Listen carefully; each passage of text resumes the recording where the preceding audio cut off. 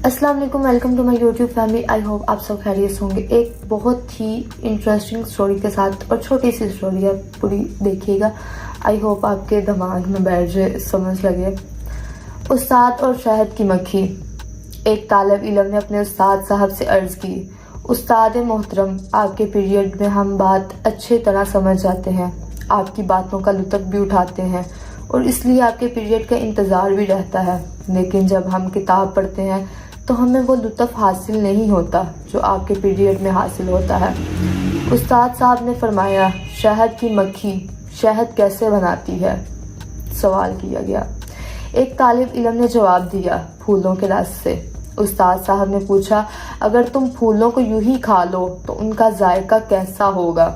उस्ताद साहब ने फरमाया, तालिब इल्म ने जवाब दिया, कड़वा होगा।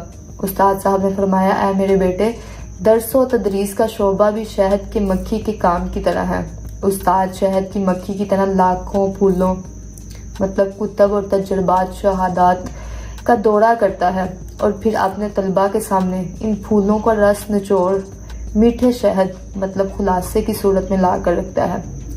अल्लाह ताला हर उस शख्स की हिफाजत फरमाए जो अम्बिया के इस काम से ताल्लुक़ रखता है। हमारे हर उस्ताद के लिए इस्लाम की हो। इस हकायत का एक पहलू ये भी है कि अगर किसी उस्ताद को ये महसूस होता है कि मेरे दर्स में शहद के जैसी चाशनी नहीं, यानी तलबा दिलचस्पी नहीं लेते, तो दो वजूहात हो सकती हैं।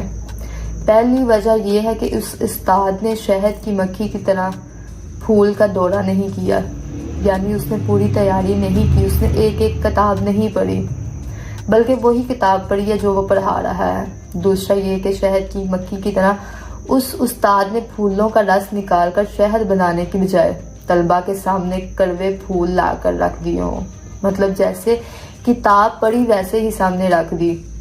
अगर इसमें तलबा के जहनों के मुताबिक मिसालें शामिल होती हैं, तख्ता स्याह या दीगर तालीमी आलात से मदद ली जाती है, मुनासिब सरगर्मियों का इंतखाब किया जाता है, तो इस मेहनत का नतीजा मीठे शहद की सूरत में निकलता है।